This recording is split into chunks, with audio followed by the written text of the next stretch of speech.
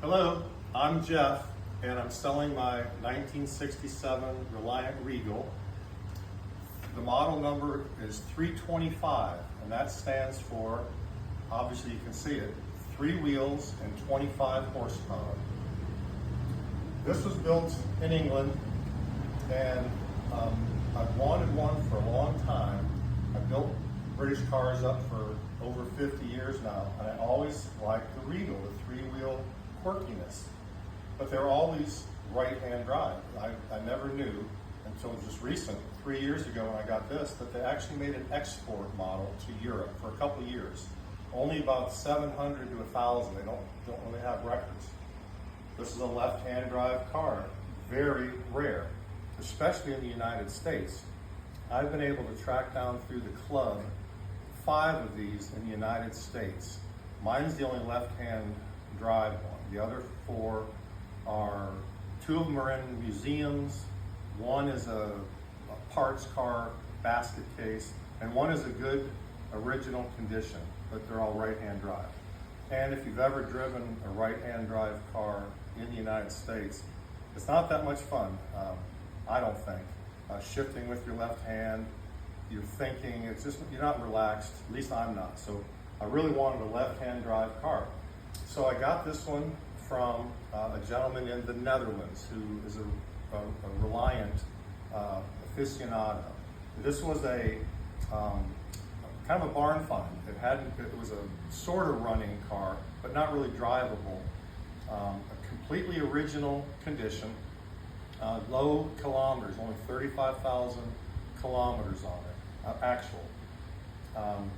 So when I got it, I wanted to do, I've done a couple cars before this on Bring a Trailer, and they were completely redone, almost show quality kind of cars. Things re-chromed, every aluminum piece, glass beaded, I mean, that kind of a level.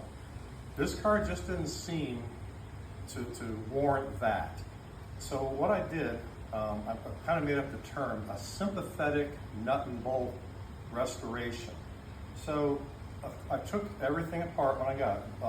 It's a fiberglass body off, down to the frame. Everything on this is rebuilt, and I'll show you as we go around. So I did a nut and bolt, but especially on the exterior, I wanted everything to be original NOS parts. I didn't want to get anything new. So we'll start at the front here, and I'll kind of work my way around. I'll think of stuff as I go along. I did all the work myself on it, so I know everything that's going on here. The front here, I've got the headlights. I've found 50-year-old NOS Y-pack, British-made lights. The silvering was perfect in them, and I contemplated switching everything over to LED, but it just didn't suit the car. I wanted to keep it original, so incandescent bulbs, Hella bulb. The turn signals, these are all original, the chrome. Oh, I'm sorry, up here, the original ones were 2-pitted, so these are used. I found them, most of these parts I bought in England. So these are from, I'm gonna sit right here so I'm in the frame. So I found these a matching pair in England, the trim rings. These are original, even the rubber. These are glass. They're not plastic, they're glass, of course, with incandescent bulbs. The emblem is plastic, and it was in bad shape. It looks pretty good now. I took it off. Oh, everything's off the car, of course, for me to paint it. But here, I back painted this again with new silver. The chrome that's in here was in pretty good shape. I back painted the silver to bring it back, and then I redid the blue inside here. Then I filled the back of it with epoxy so it was flat, and then I put it on with 3M emblem tape. So and there are 3 of these. There's 1 here and 2, 1 on each seat pillar in the back. The grills here are original. I stripped them completely, primed, everything bare metal. I used etch primer, primed and painted these. Of course, all the bodywork here. is all done. And then as a little homage to my friend in the Netherlands, I had a genuine Netherlands European license plate made, and then of course Reliant Regal 1967, just for that, just to finish off the front. And one thing, I just mentioned the paint. While you're looking at it, when I had the boot lid separate when I was doing the body work, and I wanted to check for different colored paints because I wanted to match up the original as close as I could. And it was an unusual color. This is actually a Wedgwood, British Wedgwood, excuse me. But after I painted the boot lid, I asked my wife, well, do you like the colors? Well, she loved the color, and she said, I love it just the way it is. And I said, well, that's just the base coat. That's, it's kind of a matte finish. And I said, I put a couple coats of gloss over that. She said, I like the way it looks right there. It looks original and all. So after I had the base coat, I put on 2 coats of matte finish clear. So it's clear coated, but matte. And all the folks that have seen it, a couple folks even said, well, is that original paint? That's it. Because it looks old. It doesn't look like it's all freshly redone. And then when you look at the chrome parts on it, you can see that they're not repops and brand new. It's the original stuff, or NOS things. And then on the photo gallery, when you look at some of the photos I put in, I've got some pictures of chrome, like the wing mirrors and all, and the body color looks gray, looks bad. I did that because if you just take a picture of chrome, it looks brand new. It shines, and so I messed around with the lighting. So you can see, for instance, like on the wing mirrors, these are the original 2-door TUDOR mirrors that I got NOS from England. But if you look close, it's got some little dimpling in the chrome. So I wanted to show that. So the other pictures show that better. And of course, the plastic part's yellowed a little bit. But these are NOS. And then they're on, I fixed the springs on them. So, wing mirrors always get hit. So they're on a spring D10. So you can put them in so you don't hit them all the time. If you want to come around here, I'll show you.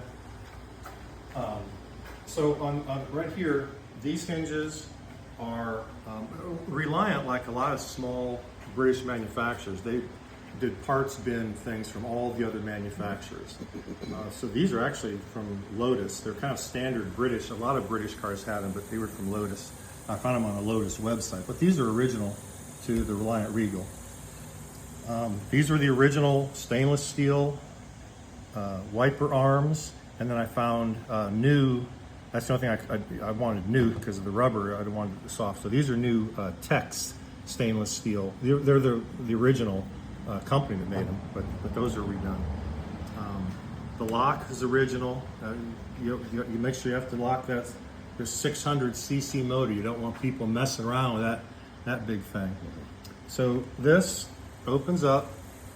On the inside of all the fiberglass of the car, I didn't put any kind of finish coat on it or paint, because if you've ever worked on fiberglass, if you ever had an issue with it, you repair it from behind.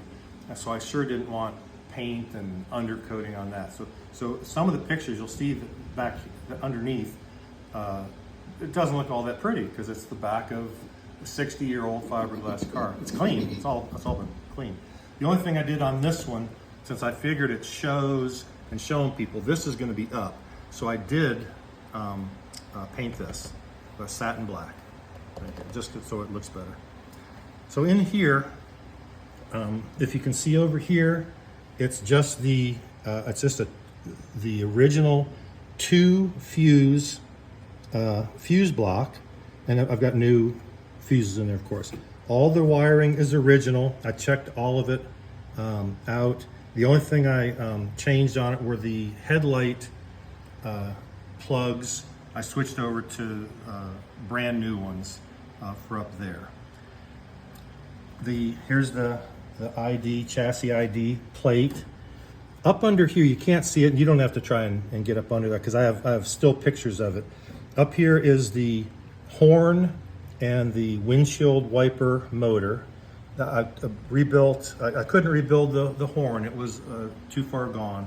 So I've got a new Hella horn up there, and of course I'll work that later for you when we go for a drive. The motor worked fine, but I still cleaned it, you know, the tube that goes along here with the operating cable in it, that's all been redone, greased, and that's up in here. These work great. The radiator has been re-cored. This is the original radiator. I found a local shop that still re-cores the old classic cars, all solid brass. The radiator, no aluminum or plastic, of course. So solid radiator. In the still pictures, I took a picture of the ID plate on this, the company name. It didn't mean much to me, but the gentleman who did the work on this, he put it back on. It comes off when they solder and all that. He put it back on, and he said because that's a classic British radiator manufacturer. He said he's worked on cars, that company makes them for Aston Martin, Jensen, when he worked on. So that's still on there. This is a NOS AC radiator cap, a copy of the, not copy, it's an NOS original on this. It operates on 4 PSI is all. The front here, this is the speedometer cable, as you can see coming up.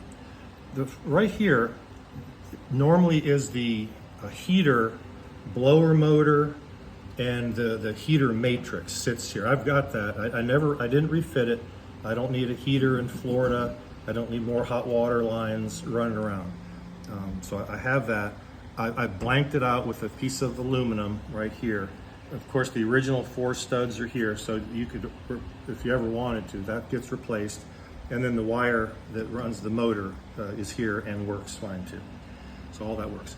If you can see over here, I can lean in a little bit. On any car I do, I always put a battery disconnect switch.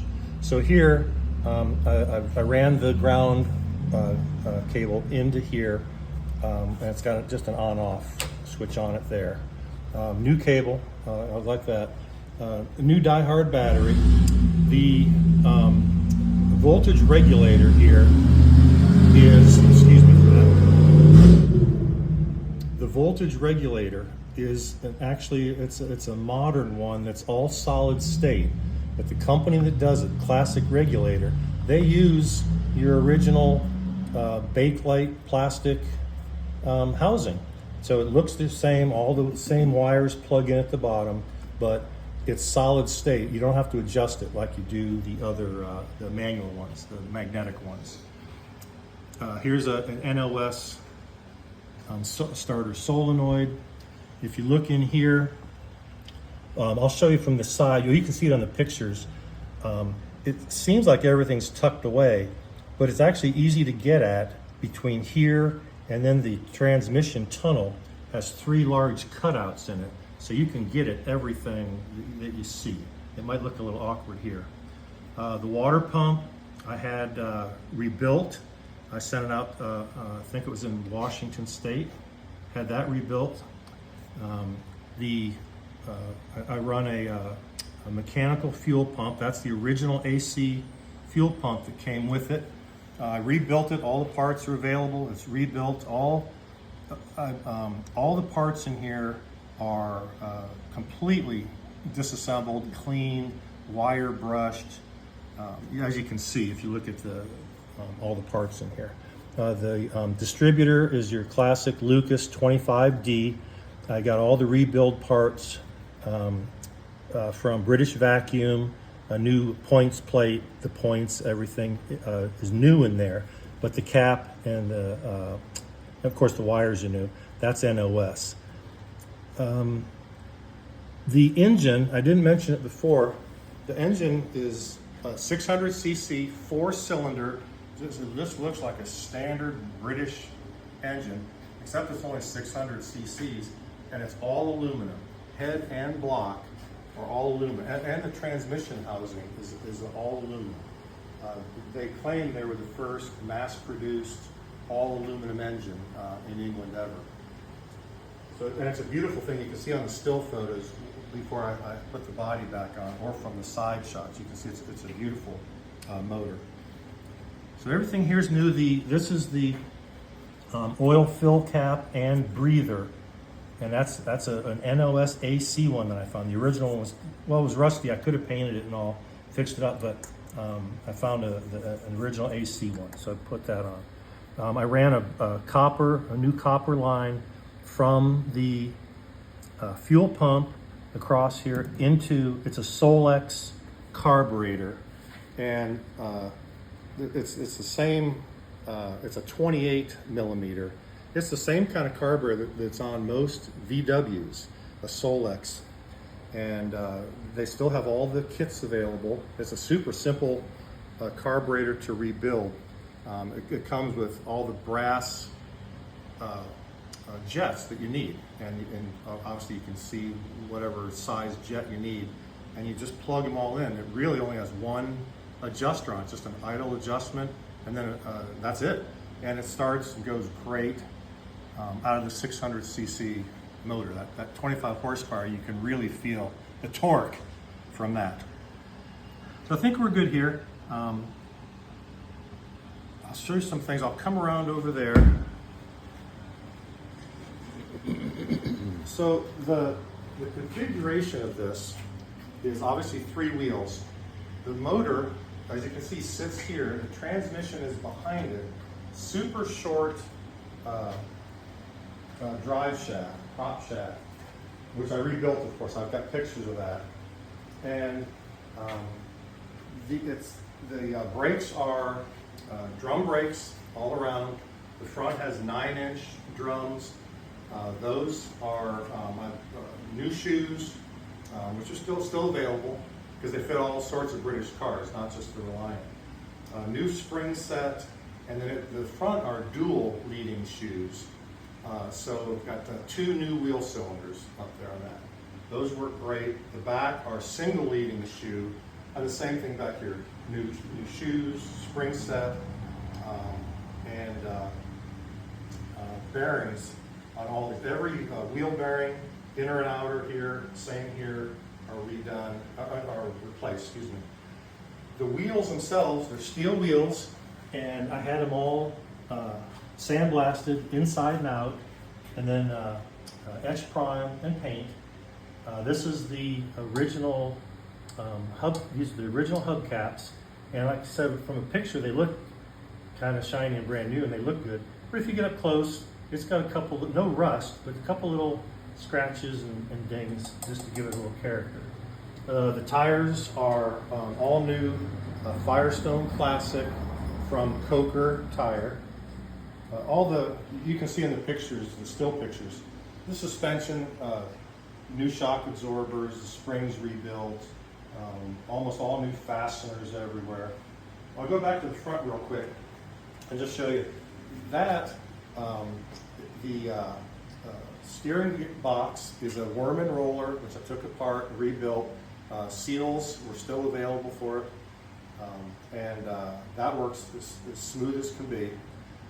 The part of the front wheel is the kingpin. It's a single kingpin. You can see in the stills, it's a new kingpin, and it comes with a bushing set. So I took obviously all the parts were off.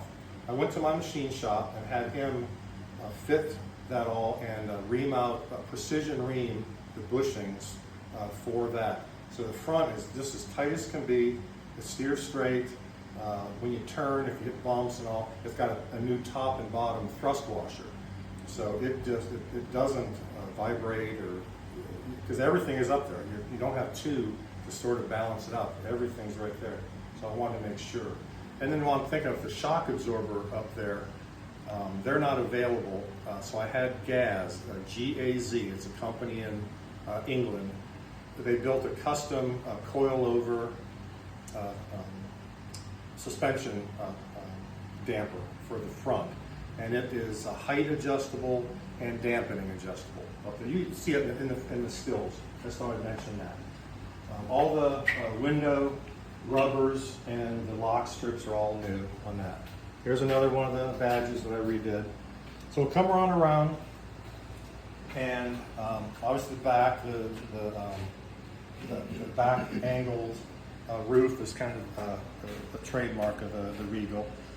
And these are the original tail lights. And again, close up, I try to get pictures of them to show you. The chrome isn't perfect. I polished all the lenses and replaced the little screws in here with original stuff. This is the best piece of chrome on the car. It was an NOS, but it was in a box in some oiled paper, so it's in really good shape. While we're looking up here, this, if it looks familiar to any of you gents that have motorcycles, this is a Ciandis motorcycle tank gas cap. That's what they used up here. The original was too beat up to redo. I didn't want to have things re-chrome, so I got an NOS Ciandis new cap for that. So inside here, first I'll show you the prop rod for it used to rest right here because the original gas tank sat right here. I adjusted this, I put in a nylon bushing, and so that's what holds this up now, is over here. All new rubber gasketing.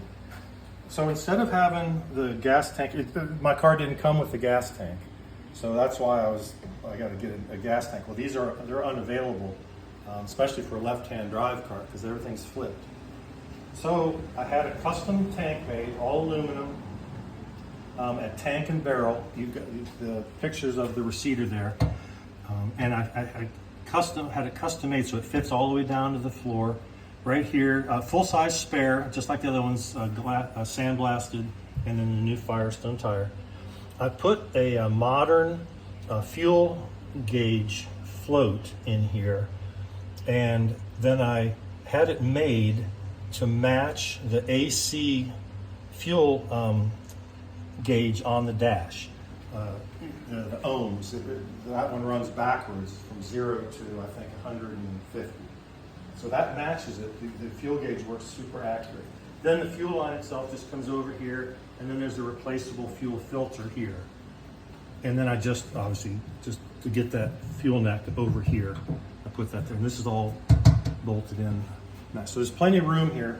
I just set stuff on it because there's nothing that can get damaged, but it's probably screaming out for a nice piece of plywood there, carpeted plywood, if you wanted to finish up the trunk frames. And then this pops in its own little holder up there. And then the lock works on it too. Let's see, I think we're set. Obviously you can tell this is the Super model, everyone. So, and they're proud of it. This is the 325 Super. All the lights work, the license plate light. The exhaust system is all brand new. I had it copied from the original. I had a nearby muffler shop give me a brand new exhaust system all the way at the back. 1.25 inch size. You don't see those too often. 1.25 inch.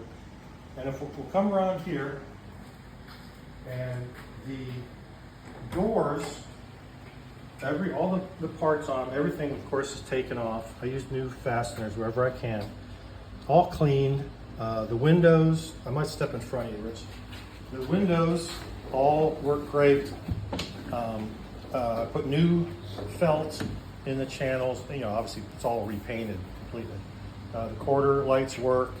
When I had the interior redone by a local couple, just a couple streets over, they're professional upholsterers. So they did my seats and then the back pads for me, just beautiful work. And they kept the original design, the same amount of pleats as the original ones.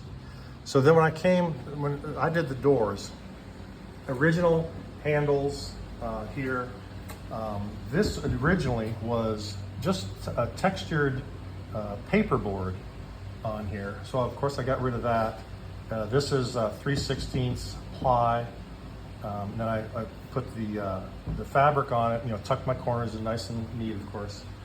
And on the back side of this, and these are two different panels. On the back side, I glued plastic sheathing on, so any water that might get down doesn't get the backs of them. This is actually, it's a nice storage tray, but it's also your door handle. It's super solid steel. I painted it kind of a textured black. It matches when the doors close, it kind of matches the carpeting. I put a little new chrome strip on it. So that's your door handler. It's attached nice and solid. The doors are solid. And they open and close. I've got everything just, nice. They're all set. Of course, a new gasket. So I'm going to step in front. Rich, stay right there. Let me get this.